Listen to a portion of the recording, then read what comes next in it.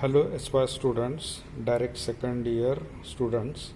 So let us consider the practical of digital oscilloscope. So this is what it is, a digital oscilloscope. It is a new model, and this is what it is, a function generator or function pulse generator with counter. So this is also the new one. So what is new is the display that is provided. Here also the different facilities, those are provided. So here the function generator is connected to the DSO with the help of probe. So this is what it is, a BNC connector. So this is female type, this is male type. So I am putting it or connecting it here. So with the function generator, this is what the front panel is there. So direct display is provided. So now the frequency is shown as a generated is a 1.94 kilohertz.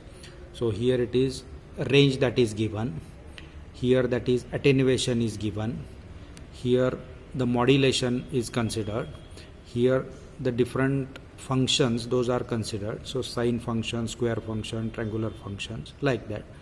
This has a menu button, this has a duty cycle button, this has a frequency variable button, then this has a amplitude variable button, this has a DC offset. So DC offset right now it is 0, and this has the output. So output with 50 ohm resistance, output impedance, that is what it is considered there. This is for the counter purpose. So if we are applying the input here, the counter value will be displayed there. Okay. So now with the DSO front panel or the oscilloscope front panel, digital oscilloscope front panel. So this has a channel 1, this has a channel 2. So it is written here channel 1, channel 2, like that. Then the holds per division, so scale, position control. This has a time per division control, like that. So now you are getting here a random display. So what we can consider is, to get the output here neatly, we will set the auto button. The auto set button ahe. Auto set button we are pressing there. Okay. So once it is pressed, so you will get that waveform. So that is a clear one, neat one. Okay. So as to get the measurement. So here the different measurement, those are shown there, displayed there. So it is a cycle RMS. So that is something like 4.29. And the frequency is 1.93 or 94 kilohertz. That is the frequency that is indicated there. So here also it is, frequency is 1.94 kilohertz. So suppose now I am changing the frequency with the frequency variable knob. So I am changing it. So it is 2.32 kilohertz. That is what it is generated. Now here it is measured as a 2.32 kilohertz. Amplitude is 4.28 volt RMS. So I am changing that input here. Okay, input for the CRO. So that is using that variable button. मी कमी करतोय, तर कमी होते का बघूया तिथे RMS value पण. So here now it is shown as a, मी एका वेळी एकच करतोय, मग अशी फ्रिक्वेन्सी चेंज केली. So 2.32 kilohertz, that is what it is indicated. So here it also it is indicated as a 2.32.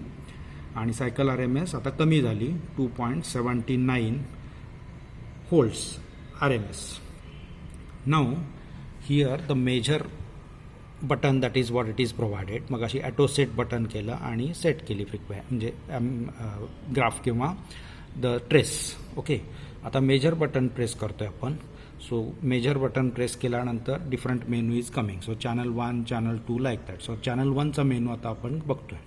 So channel 1मध्ये एवढे मेजरमेंट्स तुम्ही घेऊ शकता. हे चॅनल 2मध्ये पण सो युजिंग DSO और डिजिटल ऑसिलोस्कोप एवढे मेजरमेंट्स घेऊ शकता. तर कुठले कुठले आहेत, तर period, frequency, peak to peak, minimum, maximum, mean म्हणजे DC voltage, cycle mean, cursor mean, RMS, cycle RMS, cursor RMS आणि राईज टाईम एवढे घेऊ शकता. तर त्यापैकी आता RMS सिलेक्ट केलं आहे म्हणून RMS दाखवत आहे. समजा RMS व्हॅल्यू मला आता चेंज करायची आहे, त्याच्या RMSच्या ऐवजी मॅक्सिमम व्होल्टेज मी मेजर करायचं आहे.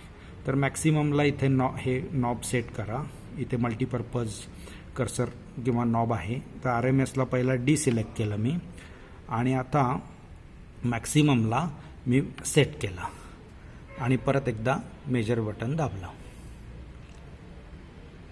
ठीक आहे. तर आता इथे बघा चेंज झाला, मॅक्सिमम व्हॅल्यू आली. So maximum value is 4.16. Okay. आणि फ्रिक्वेन्सी इथं दाखवतेच तुम्हाला 2.32 that one. So maximum value 4.16. आता ही मॅक्सिमम म्हणजे पीक व्हॅल्यू आली. तर that you can major. Okay. That you can consider. Okay. That is what the thing. तसंच इथं तुम्ही इथून पण रिडिंग घेऊ शकताय. तर हे इथं काय इंडिकेट केलं आहे, तर इट इज 2.00 व्होल्ट. म्हणजे होल्ड्स पर डिव्हिजन नॉबची पोझिशन दाखवली आहे तिथं. तर मल्टीप्लायर जो हे म्हणतो आपण त्याला, होल्ड्स पर डिव्हिजन नॉबचे पोझिशन, तर ती जो सेट केलं आहे ते 2 वरती आहे स्केलवरती. सो म्हणजे multiplied by 2, multiplying factor is 2. तर इथून आता आपण हे केलं, मेजर केलं, तर हे बघा 1, 2 रफली 2च्या थोडंसं वरती दिसतं, म्हणजे 2 डिव्हिजन्स, म्हणजे 2 पॉईंट समथिंग किंवा रफली 2 डिव्हिजन्स म्हणू. ठीक आहे. हे पोझिशन चेंज करायचे असेल तर हे इकडं तिकडं आपण नेऊ शकतो. ओके. तर थोडंसं 2च्या पेक्षा जास्त आहे स्लाइटली, पण ते आपण तेवढं घेऊ शकत नाही इथं मेजर. सो 2 धरू आपण. सो 1 हे कम्प्लीट डिव्हिजन, 1 हे 2 इंटू मल्टीप्लाइंग फॅक्टर 2 म्हणजे 4. सो रफली 4 volts. So 4.16 to be precise तिथं दाखवलेलं आहे. ओके. आता आपण हे ॲम्प्लिट्यूड कमी करू. मी ॲम्प्लिट्यूड नॉबनं कमी करतो. तर कमी होतंय का बघूया.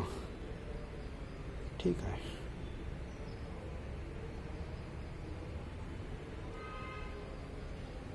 सो आता मी 2 व्होल्ट्स ठेवतो. सो बघा आता इथं एक 1 डिव्हिजन मल्टीप्लाइंग फॅक्टर इज 2 व्हर्टिकलसाठी. हॉरिझॉन्टलचा मल्टीप्लाइंग फॅक्टर हा इकडे येतोय, इथे 250 मायक्रोसेकंद हा आहे. ठीक आहे. तर हा टाईम पिरियडचा म्हणजे होल्ड्स पर डिव्हिजनचा मल्टीप्लाइंग फॅक्टर, हा टाईम पर डिव्हिजनचा मल्टीप्लाइंग फॅक्टर. तर हा 2 इंटू 1 म्हणजे 2. So 2 volt that is what it is indicated as a maximum. Okay. कळालं. तर इथे ॲम्प्लिट्यूड दाखवत आहे, म्हणजे ॲम्प्लिट्यूड म्हणजे इथं RMS व्हॅल्यू दाखवतं. ऑफकोर्स इथं फ्रिक्वेन्सी दाखवते. फ्रिक्वेन्सी पण पाहिजे असेल तर तुम्ही करू शकता, ॲटोसेट करू शकता परत एकदा, तर व्यवस्थित मेजर होईल ते. So this will be the thing. Okay. So ॲटोसेटमध्ये बघा, ॲटोसेटमध्ये काय आलं परत आता सायकल RMS आली दाखवली. ही पीक टू पीक व्हॅल्यू दाखवली आहे, ही पिरियड व्हॅल्यू दाखवली. ओके. सो फ्रिक्वेन्सी जर मेजर करायची असेल तुम्हाला तर हे पोझिशन फ्रिक्वेन्सी म्हणजे एक्स ॲक्सिस, तर इथं आपण मेजर करूया. हे इथं रफली म्हणजे किती डिव्हिजन्स झाले, इथून स्टार्ट केलं तर इथून स्टार्ट केलं, इथून एक सायकल म्हणजे इथंपर्यंत येणार. ओके. तर हे बघा एक डिव्हिजन, पुढे हे 0.2, 0.4, 0.6 आणि 0.7 म्हणू, म्हणजे 1.7 इंटू 250 मायक्रोसेकंद.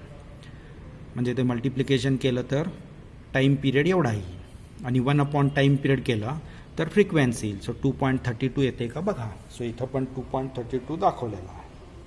ठीक आहे. तर आता फंक्शन हे साईन वेव्हसाठी झालं. हे इथं फंक्शन बटन आहे, तर फंक्शन बटन साईनच्या ऐवजी मी स्क्वेअर करतो, तर इथं स्क्वेअर केल्यावर स्क्वेअर वेव्ह येते दिसते तुम्हाला. इथं मी फंक्शन अनेकदा प्रेस करतो हे बटन. सो इथं ट्रँग्युलर, तर इथं ट्रँग्युलर वेव्ह दिसते. ओके. तर मी स्क्वेअर वेव्ह घेतो. रॅम्प पल्स तसंच आहे. सपोज पल्स, तर पल्स विड्थ तुम्हाला कमी जास्ती करता येते. तर पल्स विड्थ कशानं कमी जास्ती करायची, तर इथे ड्युटी सायकलनं हे कमी जास्ती मी व्हेरिएशन केलं तर हे बघा इथं फरक पडायला लागला आहे, कमी जास्त होतो आहे. ऑन टाईम पिरियड आणि of time period. On time period म्हणजे हा आणि ऑफ टाईम पिरियड म्हणजे 0 किंवा negative voltage. On time period म्हणजे हे, तर हे कमी जास्ती होत आहे. ठीक आहे. हे कमी केलं मी, ऑन टाईम पिरियड कमी केला, ऑफ टाईम पिरियड जास्त केला. तर हे ड्युटी सायकलचं वर्किंग किंवा फंक्शन. ओके. तर तसंच आता आम्ही काय करतो, स्क्वेअर वेव्हसाठी घेतो. सो स्क्वेअर वेव्ह आत्ता आली, तर तुमची ड्युटी सायकल इथं चेंज केली तर तुम्ही चेंज करू शकता इथं ड्युटी सायकलला. पण स्क्वेअर वेव्ह आहे त्यामुळे स्क्वेअर वेव्हला नाही, रेक्टँग्युलर वेव्हला ते येईल. सो पल्सला, म्हणजेच आपण पल्स म्हणतो त्याला, पल्सला ड्युटी सायकलचा इफेक्ट दिसेल तुम्हाला. ओके. हा कमी जास्त आहे. ठीक आहे. तर this is about the first practical. Okay, bye.